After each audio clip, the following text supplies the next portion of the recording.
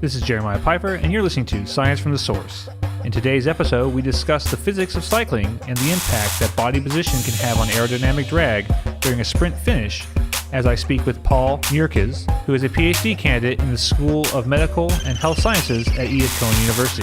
In this interview, Paul discusses his ideas on how to enhance cycling performance as he outlines his Ph.D. titled Improving Sprint Performance in Road Cycling. And then we talk about his paper, Aerodynamic Drag, of a novel sprint position adopted to improve cycling velocity, which he recently submitted for review to the International Journal of Sports Physiology and Performance. All right, Paul, welcome to the show. Thanks for having me. Not a problem. You are a PhD candidate at the School of Medical and Health Sciences at Edith Cowan University. Correct. Today we're going to talk a bit about your thesis and your most recent paper that you've submitted to the International Journal of Sports Physiology and Performance. And both of those papers have to do with cycling. And we're going to be looking at aerodynamics or road position or things that make you faster. Exactly, yeah. And before we get into the PhD itself, as well as your study, just want to kind of get an idea of how you ended up here in Australia. So how you have come about doing a PhD.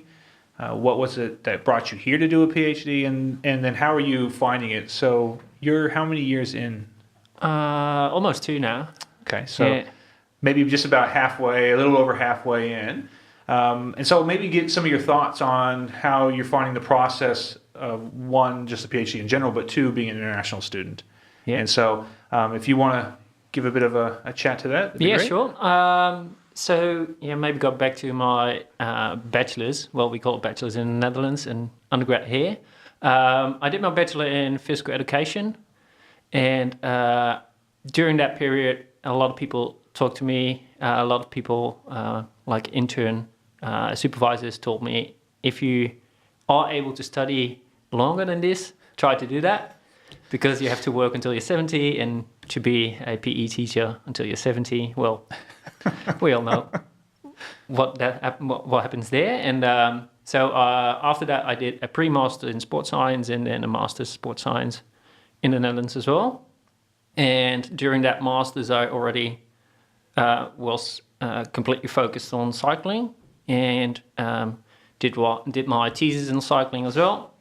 And after that, I thought, well, now I'm ready to go and work. And so I did quite a bit. I worked at the Dutch Cycling Association in the Netherlands, working with mostly the track cyclists and as a video analyst. But I had to go there, so and then I was struggling finding works for a year and a half, I would say. And then all of a sudden my current supervisor, Chris Abbas, posted a vacancy for a PhD position here in Australia. And I thought, well, that was a combination of working with professional teams and doing a PhD at the same time. And if I wanted to ever do a PhD, it would be something like that. So I applied for that, and eventually I got the position here. So do you think that, you said you worked as a video analyst for the track cycling, was that the national That was the national team, yeah. And so do you think, and this is something I think with students who want to work in elite sport, and your PhD is in elite sport, you do a little bit of work with Mitchell and Scott with their men's and women's team. Yeah. How much do you think that helped you get your position, your PhD position? I would say 100%. Well, next to my master's, of course, but other than that, I didn't have any publications or anything. So in that perspective, I didn't have any advantage over any other PhD student. But yeah, especially that period, because I did an internship with them as well during my master's. And from that, I got the position over there with them. And what I heard from my supervisors, they said, that mainly was why I got the position, working with a team. Yeah. Okay, so so if you're thinking about doing team sport as a PhD and you want to work in high performance sport more specifically, it's probably important that at the undergrad level or even at the very early master's level, you start to integrate with those sports. Yeah, definitely. I just went to we had to write a short review during my master's, and during that period, I already asked my supervisor, is there a possibility to work with a team, work with some people within cycling or anything like that? And one of his previous students was working at the Dutch Cycling Association at that time. So yeah, that was basically the connection that I got the internship there. So yeah, try to get as quick as possible to someone in within your school, I would say, and ask around. Yeah. And so you've come over to ECU, do a PhD with Chris Abbas. So you're doing it in cycling. You may not particularly be working with professional cyclists all the time, but you're doing it just generally in cycling. Yeah.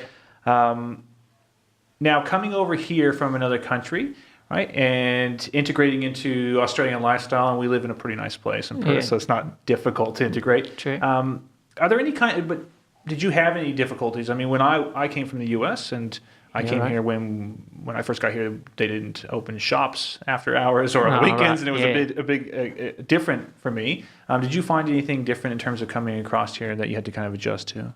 The heat, that's one. But other than that, no, I came into a shared house, and from there, the people were really, really kind to me, really open to help me and that sort of stuff. So that really helped me through the first period when I came here, and helping up, from the simplest things, where are the grocery stores, where do I set up a bank account, and that sort of stuff. So that was pretty easy thanks to them. And other than that, I wouldn't really say that it is much of a difference. Only language, but yes. But you speak English very well anyway, so it's not a huge issue. So, but when now you're trying to work, you're working in a field or you're working in an area that's, I won't call it a specialty area, but cycling is a niche group. I mean, most of the population doesn't cycle. Most of the population doesn't cycle at the level that you're looking for. What you're looking most likely for numerous amounts of subjects to do your studies. You know, coming from another country, you get here. How did you build those relationships to start to recruit participants? So back home I was only used riding mountain bike instead of road bike. And I bought my road bike in Joondalup, and they were organizing rides from that shop. So I started riding with them, and also during the week I ride with some of the people from there. So based on that, I created I would say, bigger group of people that I knew within cycling. And also, when it comes to recruiting people, I posted a lot of flyers on Facebook pages and that sort of stuff, so to get the people in and to see if people were interested in from other shops or from other clubs, I would say, or teams. Okay, so you're able to build a bit of a social network around yourself, both with actual social network as well as you being a cyclist yourself. And do you find that you get a lot of participants from your just local cycling group? I would say half of my first study was from that group. Definitely. Yeah. I mean, why I'm asking, kind of getting to that point, is that I think when people come across to a new country to do a degree, it can be quite isolating. You've moved away from your country, your family, your friends, and you're expected to kind of get on with work almost instantly. Yeah, true. And it can be very important to make those kind of social connections, and being part of the area that you're studying makes it that much easier. Yeah, it definitely does. Yeah, totally agree on that. Yeah. Okay. Now, in terms of your thesis, so again, your thesis is titled Improving Sprint Performance in Road Cycling. What I want to know, and I have some questions, but I'm going to let you just kind of have a chat about it, is what is it you're trying to do? So if you can kind of give an overall view of your thesis, you don't need to go into huge depth, but kind of give a brief overview of what it is you're trying to do, how you're trying to achieve that, and what do you think your thesis is going to do in terms of the information that's available and how it's going to add on to that information. Yeah, right. So one of my supervisors, Paul Merkes, he finished his PhD a few years back, and his PhD was basically about describing the sprint within road cycling and what happens in the sprint, how much power does someone produce during the sprint, how long does the sprint take. And we wanted to work a bit further onto that, and Paolo is still working with Midget and Scott at the moment as well, Midget and Bike Exchange as well. And when he was working with one of their riders, one of their sprinters, he took him to the wind tunnel and put him in a rather novel position. And the novel position included the rider to lower his torso and move his head forward, and basically being with your head above the front wheel. We thought, in general, that position would be more aerodynamic, but it hasn't been studied before, so we wanted to look a bit more into that position. And what I'm doing in my thesis is that in study 1, I looked at the aerodynamics. How much does it have any benefit compared to other sprint positions? In study 2, I looked at the power that someone actually can produce in those positions. And in study 3, we're actually changing that one at the moment. We're going to look at if we can train someone to sprint actually in that position. For someone who may not understand cycling and they're listening to this, how important is it to understand the sprint in cycling? So what I mean is, how necessary is it to understand what makes a good sprinter? Yeah, so if you look at the last World Championships and also a lot of stages within the Grand Tours. The Grand Tours is one of them is the Tour de France, which just finished. Over half of the stages is won in a sprint. And so to improve that sprint, to actually win a race, is therefore really, really important. That's fair enough. Yeah. And so with a lot of races ending in sprint finishes, I would think then that your research is quite relevant in that area, trying to increase the speed that a sprinter can sprint at, because of course, if you can sprint faster than somebody, most likely you're going to win. Exactly, most likely. Yeah, there's also other things important, but... And with these positions, so you talk about a novel position. Yeah. And I guess maybe you can describe the different types of positions. So again, for someone who may not who may not watch cycling and fully understand, what are kind of some of the normal positions on a bike, from just basically riding a bike down to this novel position where you said they're basically laying on the front handlebars, head over the front wheels? Yeah, exactly. How different is that to a normal cycling position? Yeah, so it used to be a sprint done only in a seated position, just sitting on the saddle, or with your or standing, so out of the saddle. And what we try to achieve is that during that standing position is moving your torso lower to the handlebars and your head forward as well. And based on studies that have been done in different types of activities on the bike, for example, a time trial or just a road race, we know that doing that, lowering the torso or lowering your head, that it is more beneficial based on aerodynamics. And aerodynamics in that area is really important, since at the speed they're going in the sprint, which is around 65 kilometers an hour or even faster, the air resistance is 95% of the total resistance that works on a rider during the sprint. So therefore it's really important to try to improve your aerodynamics on the bike. So is it the faster you go, the greater the effective air resistance has? Exactly, yeah. Okay. Yeah. And so they're going to change their body position, and it sounds like you're lowering their torso, you're putting their head over the front of the bike, exactly, shifting the center of gravity of the full system. True. Yeah. How does that affect stability? So now you're talking about a situation where they're sprinting and bikes are being thrown side to side. Does it have an effect on stability? That's a good question. I haven't studied that, but when I talked to Paolo, he told me that, for example, to increase that balance, they increased his sprinter his stem, so the stem of the bike. So that is the thing in between your handlebars and the actual frame of your bike. They increased that a few centimeters actually to give him more balance in the sprint. Okay, so it's not maybe just about changing your sprinting style. You might also have to change some of your bike a bit to allow you to be able to sprint in those positions. Yeah, maybe. We don't know how that's related to any studies or anything like that, or how that relates to doing actually 200 kilometers and then the sprint. So we should have to look into that. Okay.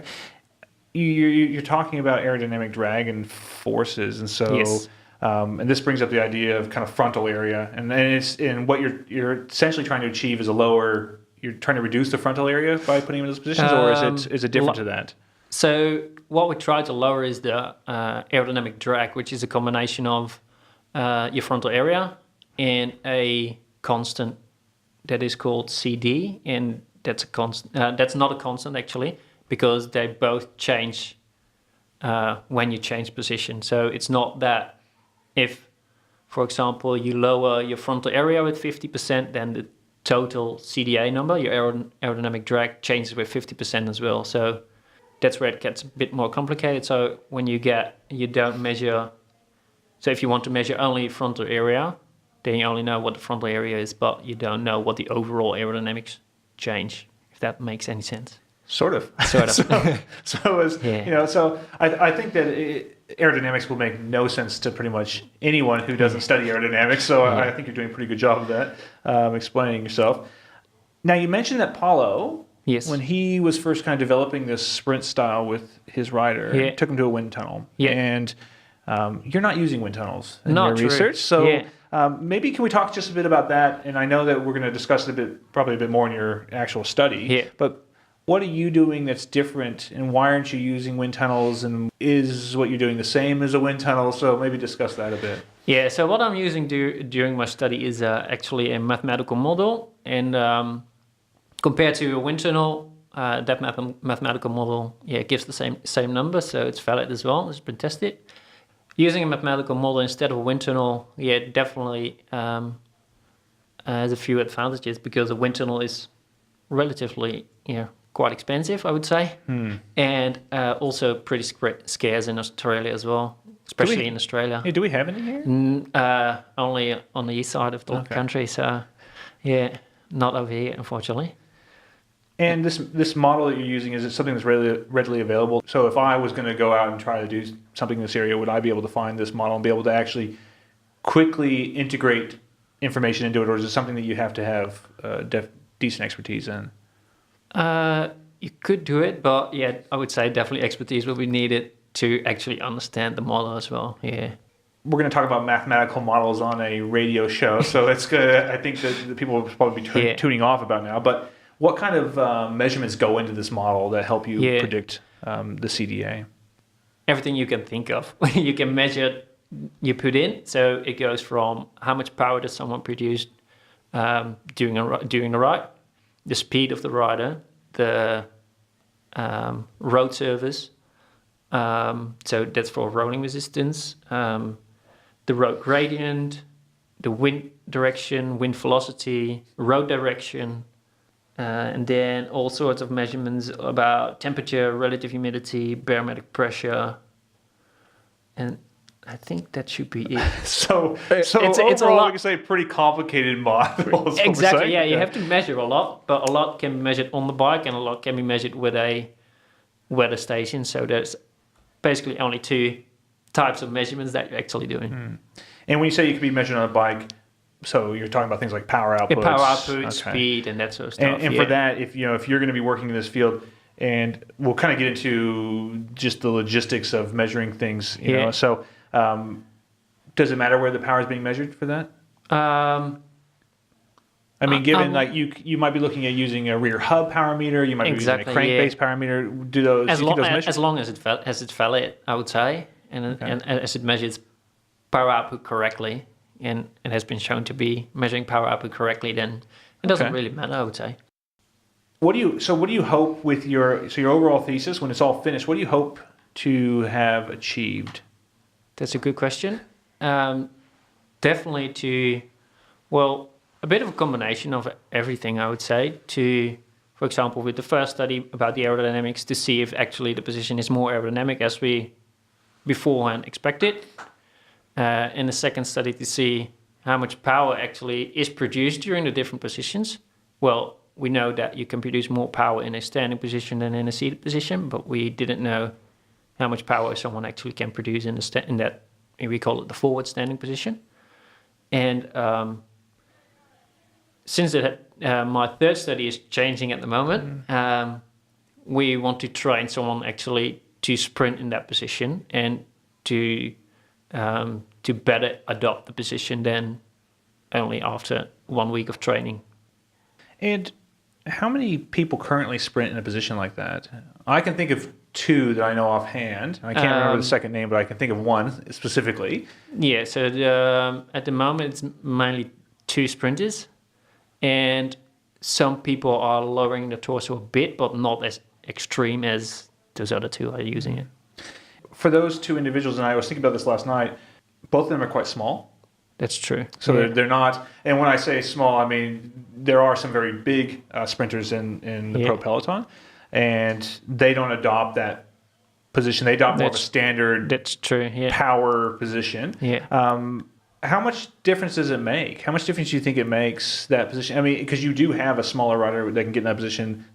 I would imagine they're not generating the same power as some of the other sprinters, but they're as competitive. So how much of a difference do you think that position makes? You gain between 3.5 and 4.5 kilometers an hour in the sprint, only based on aerodynamics, when you sprint in that position. So compared to being fully upright, to actually sprint in that way, you're more beneficial. But as I said, from the study 2, I'm currently actually looking at that data, how much power someone can produce during those sprint positions. I'm not really sure yet. So okay, yeah. But I was thinking about just the other night and thinking about Peter Sagan in the race for the green jersey. And a lot of times, in the big grand tours, that sprinter's jersey is won sometimes in the intermediate sprints. Yeah, and people don't want to go all out in the sprints because they don't want to waste themselves for the final sprint. Yeah. Do you think that adopting a position similar to this might allow you to be faster in the sprint but use less energy and therefore, I definitely maintain think so. towards the end? I definitely think so. Yeah. Also, when you look at those intermediate sprints, most of them are actually seated, sprinting seated position. So to let's say save energy. But I definitely think if you are lower, less air resistance. And since air resistance has that 95% of your total resistance, I would definitely say they will save energy. Yeah. And given some of the work with Paulo, looking at kind of the last bits of a sprint coming in, the last 10Ks, it's quite a high intensity coming in the last 10Ks, and it's no laughing feat to hold the power you need to get to that final sprint. So something like this might really be the difference between that person being slightly fatigued and be able to win a race, or being slightly fatigued and not be able to win a race. Yeah. Okay, so we'll transition to the study. How does that sound? So we're going to talk now about your study you just sent off to the International Journal of Sports Physiology and Performance. Yeah, exactly. And that's in review now? That's in review, yeah. Okay. How long ago did you send it out? I think 11 or 12 days. Okay, so just a baby. It's just a baby in review. Exactly, yeah. Okay, so, and that was termed aerodynamic drag of a novel sprint position adopted to improve cycling velocity. Now, we've kind of got a little bit of information in the last segment about the study. If you could maybe just talk about your study, and what I ask most people to do is tell me, again, even though you've probably covered a bit, why you did this study, what you did, what you found, and what it means. So if you want to kind of just talk to that. Yeah, right. So why did we do it? So we know that aerodynamics is a big part within road cycling, mainly from studies in other than sprinting. And so we tried to change the position based on previous studies with lowering the torso and lowering the head of a cyclist. And we wanted to know how aerodynamic that position actually is. And how did we do that? We tested 11 recreational male road cyclists. And what they did was they performed, on 2 separate days, they performed a aerodynamic test, the same aerodynamic test, and they rode 250 meters in 2 directions and at 3 different speeds, so 25 kilometers an hour, 32 and 40 kilometers an hour. And they did that in 3 different positions, so a seated position, a standing position, and a forward standing position. And that resulted in a total of 18 efforts. And so we used 6 of those efforts from every sprint position to calculate 1 number of aerodynamic drag, or CDA. And what we found is that the CDA was lower within the forward standing position, and resulting in 20 and 24% reduction in CDA compared to the seated and the standing position. And that when you use a different, you use that model again to calculate the speed that actually can actually be gained during a sprint with that reduction in CDA. That results in approximately 3.5 to 4.5 kilometers an hour increase in sprint velocity in that position. And so we also tested on 2 separate days to look at the reliability of testing CDA in these positions, and we found that it actually showed poor reliability. And also when we separated the days, then only on the first day the CDA was lower and not on the second day anymore. And what we think the main cause of that is that some of the riders weren't able to keep the position over the full 250 meters, and especially on the second day, because they might not be more as focused or anything like that on that sprint, so they lose focus and be more variable during the actual 250 meters. But when we look at the variability in speed and variability in position, because I used a camera on the side of the road to look at that position, that didn't change between day 1 and day 2. So it's hard to say where that error comes from. So that was going to be one of my questions: is how easy was it for people, because you're using recreational trained cyclists who, they might spend a lot of hours on the bike per year, true. And we have a lot of people in Perth who ride a ton of Ks. Yeah, true. But it's probably rare that they're going to practice this type of positioning when they're sprinting. Yeah. So how hard was it to get your cyclists to adopt the correct position that you wanted for your study? Yeah, so what actually did, so I had a first meeting with them during which I introduced them to the study, did a bike fit with them.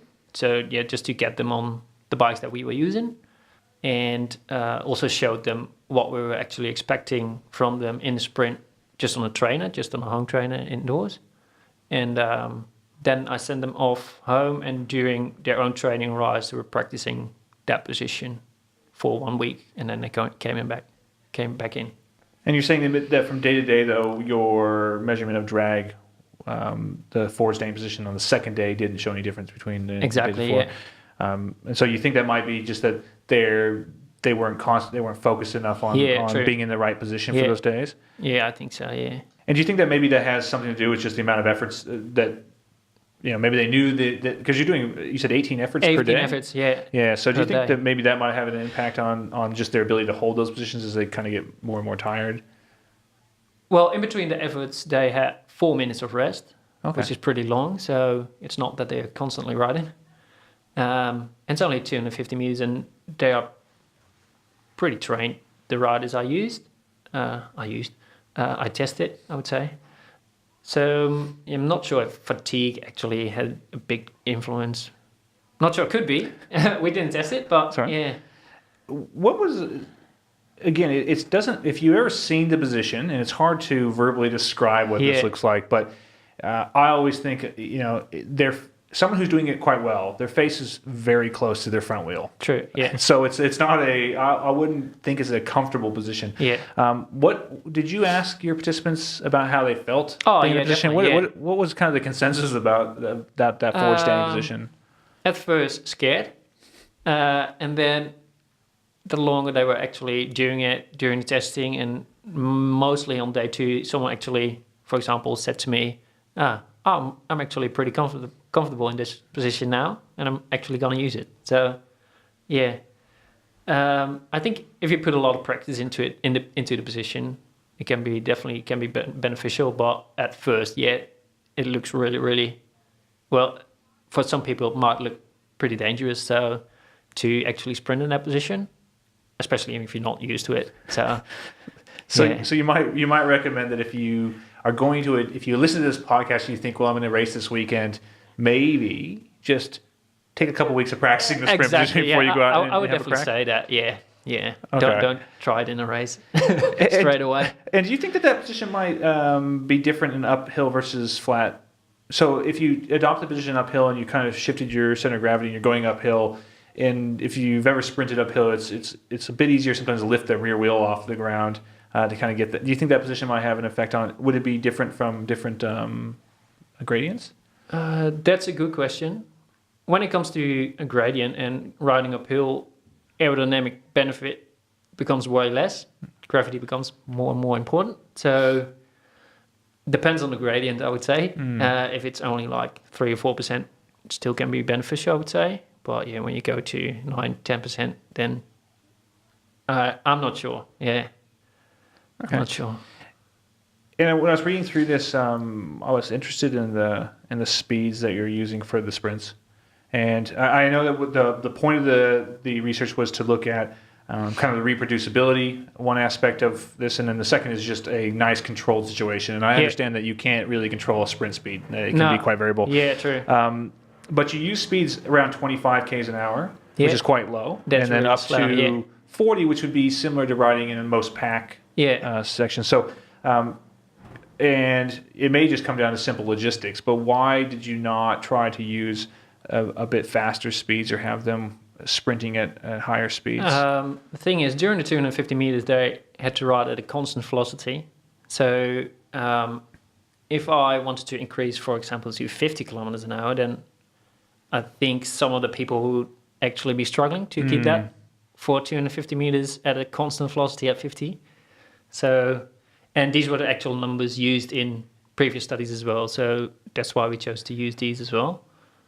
If you would go for faster, then you don't have to hold the position that long. So that would be less variability as well, to less fatigue, I would say, because it's what some riders said, pretty strenuous on the upper body, because you're basically holding a push-up all the way down. So I don't know.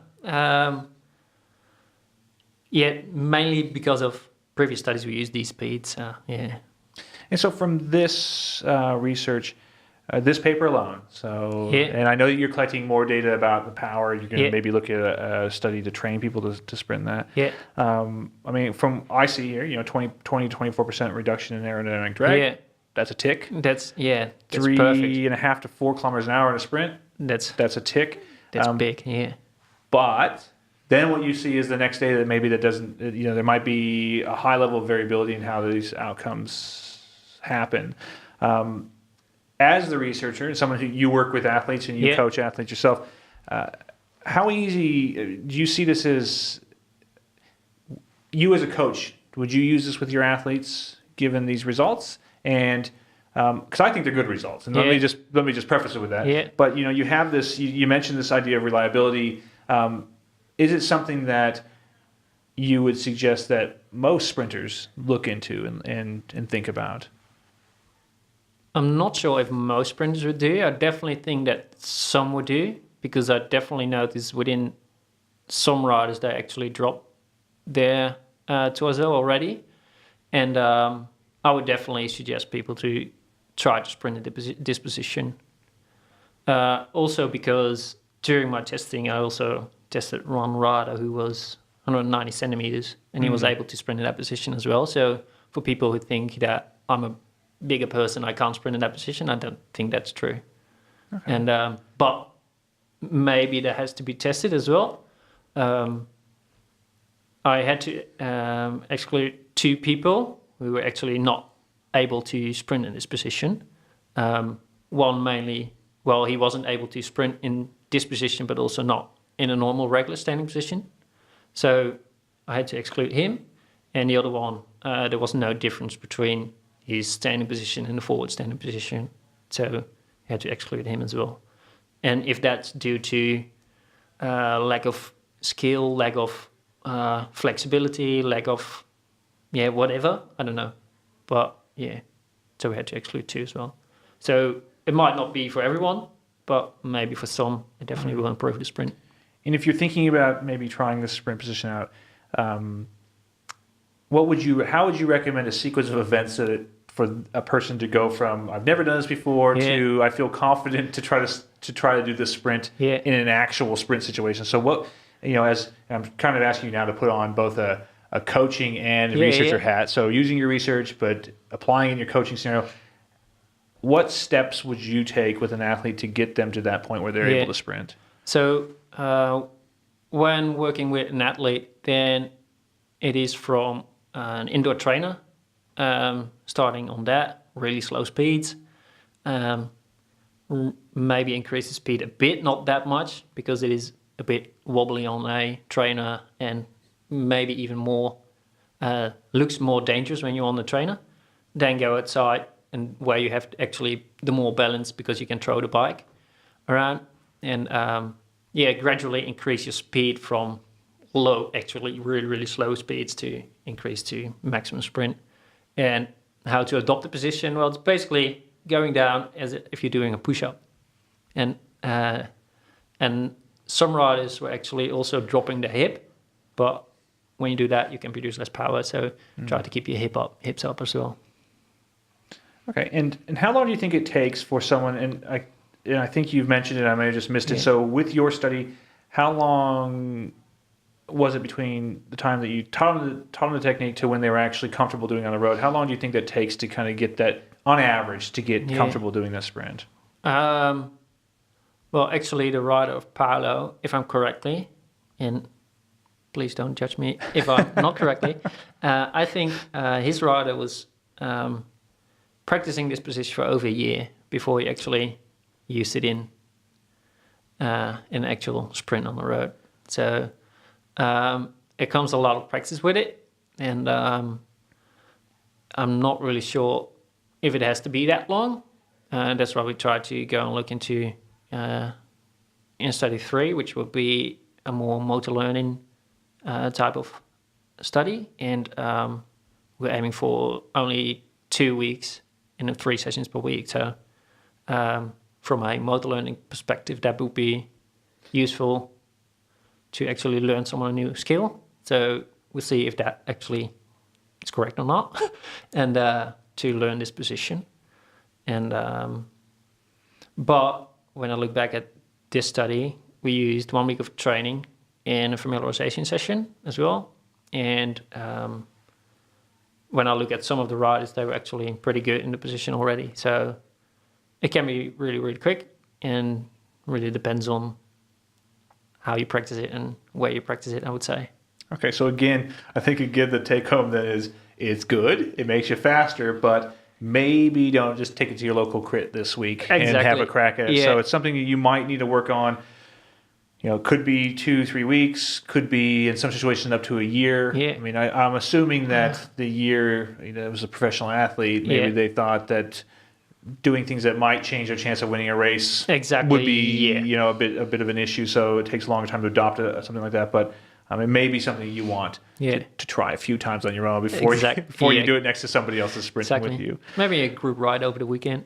That's it. Yeah. So practice it a bit before you go out and you try to mix it up with 20 guys in a field sprint at the end of the race. We're getting towards the end of time. So it's been that quick. When you're speaking about cycling, it's pretty easy to rip through time. Definitely is, yeah. So with this study here, can you give me a 2-sentence synopsis? So meaning if, kind of giving this information to someone who maybe isn't even a non-cyclist. So what would you say the outcomes of your study are, and what do they actually mean? And if you can do that in a couple of sentences. 2 sentences, God. Lowering your torso and your head results into a reduction in aerodynamic drag of 20 to 24%, and which is beneficial for cycling velocity up to 3.5 and 4.5 kilometers an hour in a full sprint. Very good.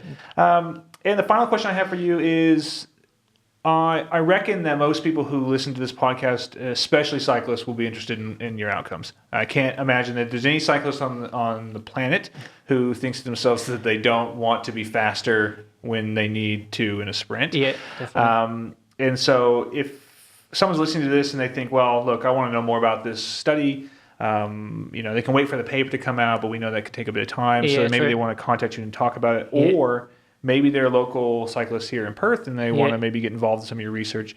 How would someone go about contacting you to discuss your findings in your research? That could be by email. That is p.merkes, MERKES, @ecu.edu.au, or through Twitter. That is @Paul_Merkes, MERKES, or come on a group right with the guys from Joondalup Cycle City up north in Joondalup. And which one will you be? Will you be the front or the back of the group? Depends on what I'm training at, but mainly the A's or the B's I would ride with, I would say. All right, great. Well, Paul, thank you heaps for coming in today. Like I said, I love to talk about cycling, so this has been one of probably the easiest interviews I've had to do. It's right after Tour de France, so it's nice and relevant. But I do thank you for coming in and sharing your research and sharing your time, and I hope you enjoyed the experience. Yeah, thanks a lot. Thanks for having me. That concludes another episode of Science from the Source. I hope you enjoyed this episode, and if you did, please share it with your friends and family. Also, keep an eye out for future episodes. If you'd like to contact me about the show, you can find me on Twitter @JeremiahPfeiffer, or email me at sciencefromthesource, all one word, @gmail.com.